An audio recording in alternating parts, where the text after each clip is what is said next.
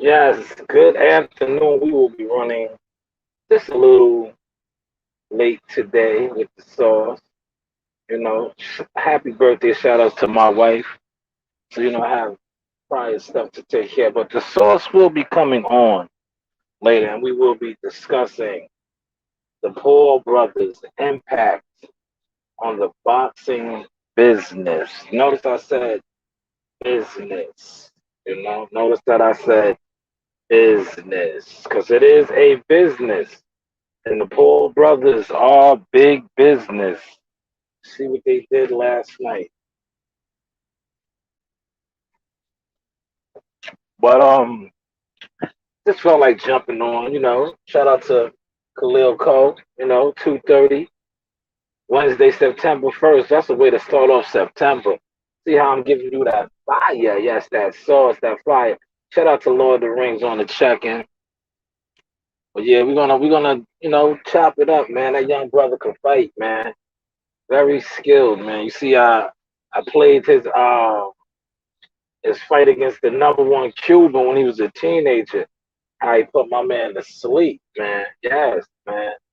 Lil Cole, Jersey City's home. But yeah, you see the title of this one, man. I know game is to be sold and not told, but too many of us don't educate. That's why so many of us are deaf, dumb, and blind. But that's what I do with this sauce over here. This is the ShowtimeshaShanewz consulting service. But like I like to say over here, but hey, what do I know? What do I know? But I know this, like what I said, and truth be told, look at Montana.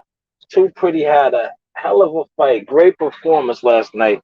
His performance was so good.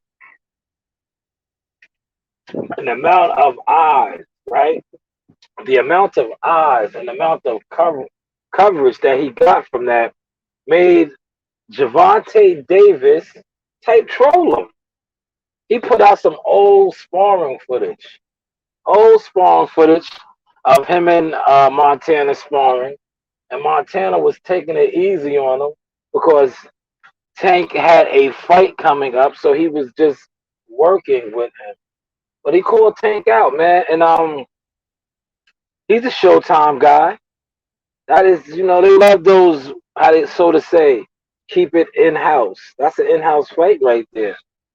And Steven Espinoza already let it be known that Tank's next fight is at 135. Hey, hey, it's a possibility.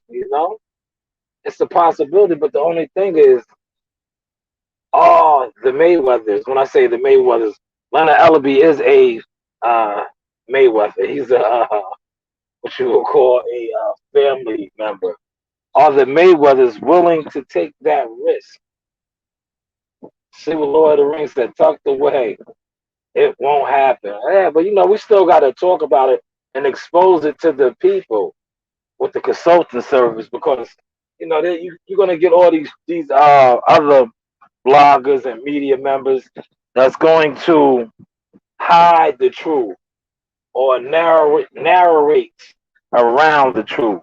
So that's why I felt the need to jump on here and drop some sauce on it while it's fresh so it can soak in on what's really going on. But hey, what do I know? What do I know? But yes, that would be an excellent fight. But you know how I'm gonna tell you right now. I know these guys. They act like I don't know them. Yes, I know y'all. This is what they're gonna say. Well, Tank is a certified star. He has to get his weight up. He just can't fight Tank did over 215,000 pay per views. He sold out the State Farm Arena. What is Montana Too Pretty doing? He has to wait his turn. He has to get his weight up. That's what they would say because that fight is high risk, low rewards to them. But that's why I said the boxing business. But in a second, how they keep playing and playing around, the Paul brothers are going to be having the so-called pay-per-view fighters fighting on their undercards because they are, believe it or not, running it up, and they are already talking about a possible rematch with him and Tyrone Woodley. I'll talk more about that too on the Source Talk podcast around 6 o'clock, 5 ish, something, you know. But Tyrone Woodley let him off the hook, man, and that that knockdown that wasn't scored a knockdown because the ropes held them up. The ropes held them up. Now it might be worth it, Lord of the Rings, once those numbers come back. Once those pay-per-view numbers come back. Yeah, they did a whole. Yeah, they did. This dude, the Paul dude, had four all access. He had four of those leading up to the fight. And then they did the joint that they do after the fight. So it's like, no, they putting the money behind him. That's what I tell people, man. This is the ShowtimeshaShanewz consulting service. Follow the money. If you want to know who's really running things and who's really, you have to follow the budget. Who is the budget? When I say the budget, the bag, who is the bag going behind? What fighters are getting the biggest budget? You know, pay attention. You got to pay attention to that. The YouTuber came on the scene, but I respect what he's doing though. I respect what he's doing. Lord of the Rings said Floyd should have showed him how to cut the ring off. You don't chase him. Yeah, you know, but he's a UFC guy, man. He's an MMA guy. You know, um, that's not really his specialty. He's used to tackling. You know, he would have did a single leg takedown. So that's why he didn't really realize how to cut the ring off when he was chasing. And to quite be honest, like they said the weigh-in, he was 189.5 and Paul was 190. They was clearly he was clearly smaller than the Paul dude, but he walked him down.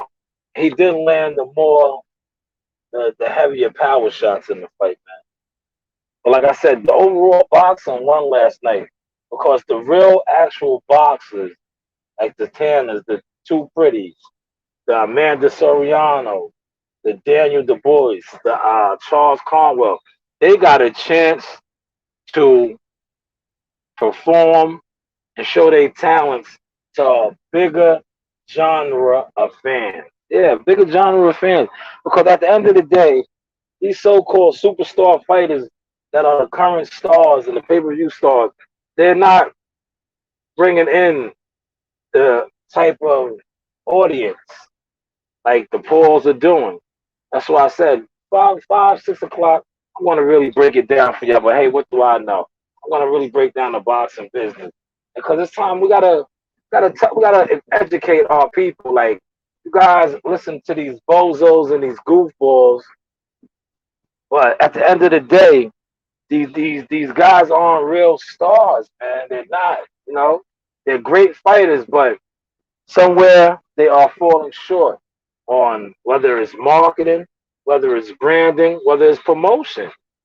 You know, it is what it is. Like we got to really talk about it, man.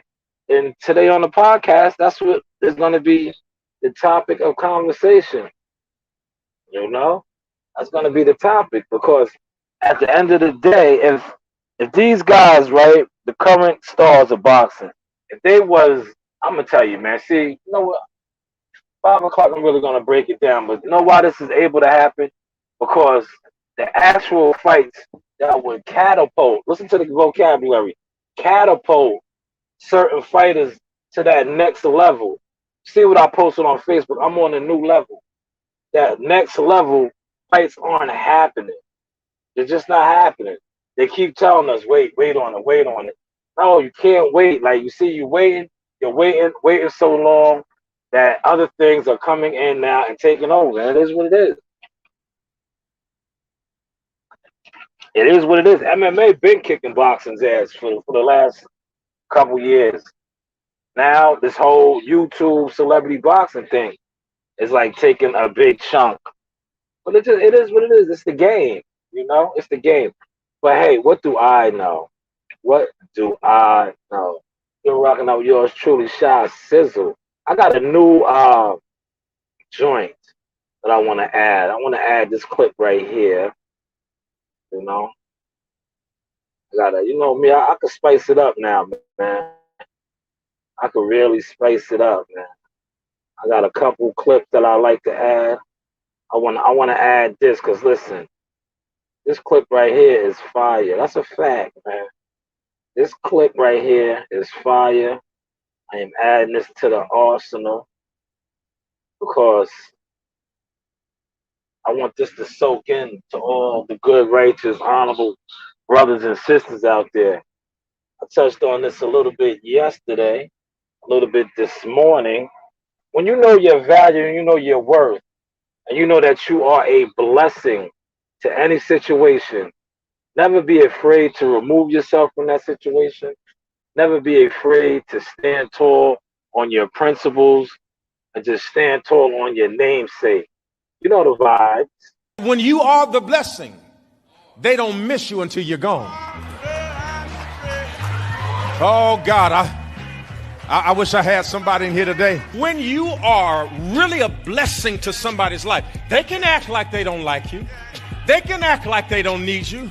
They can act like you're insignificant, but what they don't understand is there is a cost to losing me. Oh, I dare you shout, there's a cost to losing me. Yes, I got a bad attitude and I got a bad temper, but baby, I got some anointing on my life. And when I'm in your life, everything multiplies. Do I have any anointed people in here say, I'm not perfect, but you mess around and lose me, you're going to lose something. Because what you didn't see is when I was in the bathroom, I was praying for you. What you didn't know is when I was washing dishes, I was interceding for you. What you didn't know is I was saying, God, don't let them get in a car accident. You've been rebuking devils. Do I have any anointed people? I'm not perfect, but you're going to lose something if you lose me. You got to let them know sometimes. Let them know.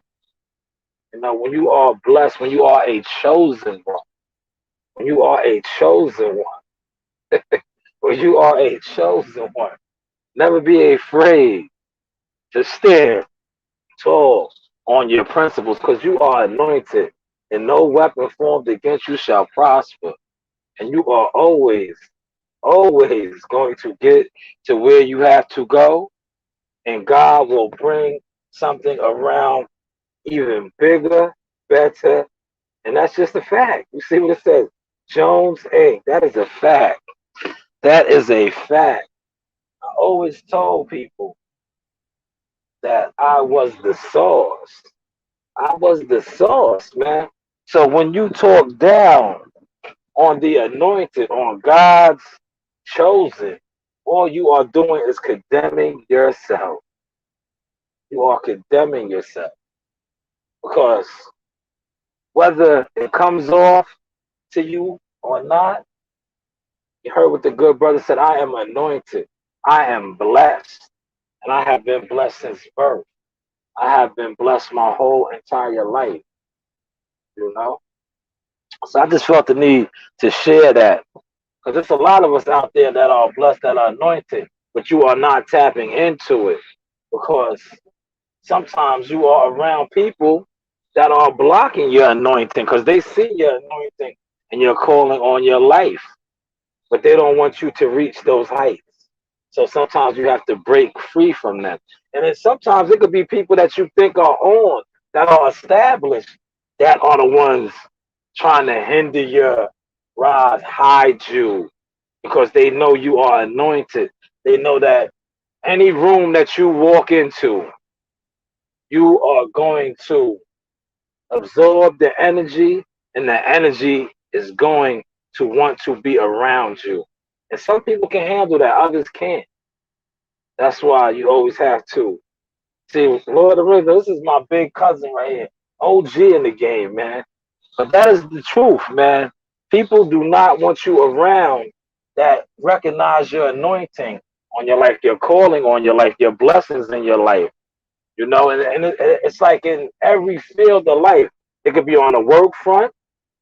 It could be on, like for you guys, I like going out to parties and clubbing and all that. It could be on that front because I'm gonna break it down a perfect scenario for all my guys that like going out. Like you might be going out, right? You might be the go out type. Shout out to Mark Nash, man. Appreciate you, my brother. You might be going out, right, to the club, right, with your crew, right? Now, this is your crew, guys, that's supposed to be down with you. Your day ones, your guys out the mud, right? Now, you be in the club popping bottles, doing what you do. Now, they know your boys, your day ones, they know that you are the center of attention, right? You might not know that. You might not know that you are the life of the party, but you are. That's why they are around you. But secretly, they don't really want to be around you. They want to be you. But they don't have that anointing. They don't have that blessing. They are not chosen. Hopefully you are catching this sauce. And it's like that everywhere. Job front. I can give you a prime example of the job front, right? Now the boss, right? This is a prime example. You might be one of the best workers in the field, right? But you don't have the boss's eye. This old sorry, sloppy, can't do a damn thing. He has the boss's eye because he probably hangs out with the boss after work, lets the boss clown him. But you are the man. This dude will take credit for your work, knowing damn well you are the one doing it. But he would, yeah, I did that. It's not, I did that. Meanwhile, you are the one doing it. It works all across the board. My God said, definitely experience that on YT. People see you as a threat, and you can't be on a panel instead of being out. That's a fact in life, man. I deal with that, yo.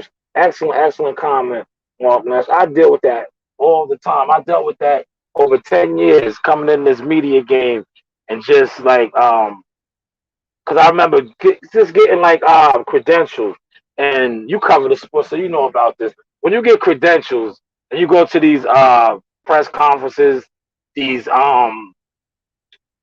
weigh-ins and stuff like that, it's like a free fall. They like everybody is allowed to ask questions, and everybody, it's not really a one-on-one interview. But I used to see like I remember this one particular time. I think it was the Danny Jacobs fight when he fought Sergey Dermachenko. Shout out to Matt. I was covering that fight. And fight height, all the big name guys was there, right? I was still, like not really known, but I was known, like, but they didn't want to try to recognize me. So I had got it in with Gabe Rosado, right? Now when you're real, you're real. When your soul and everything is passionate, people pick up on that. So I had asked Gabe Rosado a solid question. And when I asked him my question, he immediately turned to me and I took over the whole interview. Now these guys seen that. The jealousy in them just, they was like, who is this guy? He doesn't do no views. He doesn't, he doesn't have a big platform. Why is Gabe Rosado just so in awe with him and just locked in with him, now giving him all this access? But, it comes with the game, man. It comes with the game, man, And I had to learn that, man. And once I learned that and I came to that understanding, I was able to overstand and still shine. But it took some time, man, because I used to look at it like, yo, these dudes are supposed to be the illest guys. Why are you hating? Why are you jealous? Like, are you not ill? I don't know. Like, it's like this. I'm going to give you this sauce right here. If I'm ill, right, and I know I'm ill, another ill person does not have me feeling threatened. If anything, it makes me feel a sense of strength because now I know both of us are ill. Two ill people is an army. Hopefully y'all catching that sword. But if you're not ill, right, it's just like a diamond. When you have a diamond, too bad I don't got my diamonds on today because I will show you the diamonds. Like when you put two stones together, right, princess cut clusters, however you want to call it, they shine is even harder. That's how you have to look at it in life. If I'm a diamond and you're a diamond, not a cubic zirconia, when we are together, we are going to shine even that harder. Hopefully y'all catching this sword. But see, a lot of brothers, a lot of sisters aren't true diamonds, they're cubic zirconia. And when real diamonds come around them, it bothers them because they're not the goods. Hopefully y'all caught that sauce. Yeah. Lord of the Rings said they don't want your credit card to work. Oh man, yeah, that was classic, man. Yeah, he needs to fight Boo Boo, man. I'm gonna talk about that later too on the podcast. I'm gonna post the link so it could be like an open panel today, man. But yeah, man, that was funny. Oh, it's time to get up out of here, man. Listen, we're gonna close this out.